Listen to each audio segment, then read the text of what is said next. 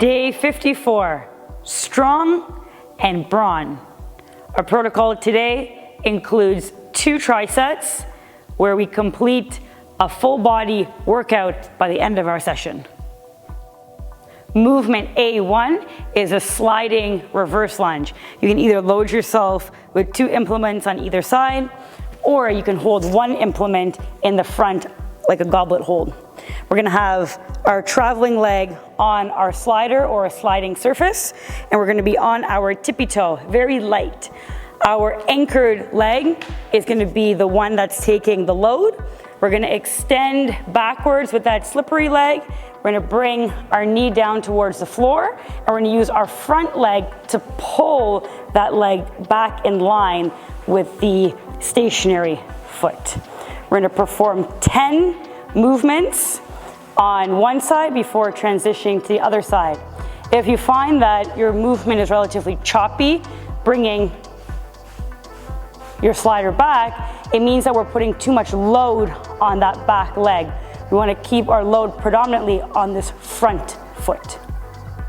Movement A2 is a prone alternating lat pull down. We're going to lay on our stomachs, pressing our head towards the floor.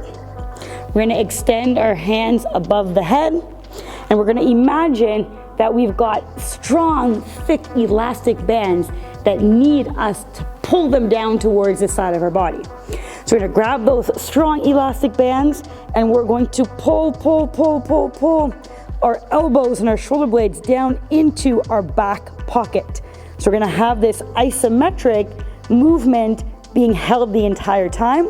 I'm then going to release one and re-pull, and then the other one and re-pull. Each time I'm focusing on getting as much tension in this back and down motion that I can get through my shoulder blades and through the back of my body. Movement A3 is an offset V-set. I'm going to sit on the ground, press my heels into the floor, and slightly lean back so that there's some tension through the front part of my trunk. I'm going to lift my heels up off the ground. I'm going to take my hands and press them to the outside of my body, creating this off-centered position. I'm then going to heel tap from here 10 times before switching my load to the opposite side and performing 10 heel taps. Moving on to our B tricep. Our first movement here is a tall kneeling overhead press. I'm going to get both knees on the ground, and I'm going to tighten my core and my glutes by imagining that I got to the top of my deadlift. I'm then going to take my implements, and I'm going to bring them into my extended overhead press position. I'm then going to alternate, bringing one down, pressing back up, accumulating 10 repetitions per side. Movement B2 is a sliding hamstring curl.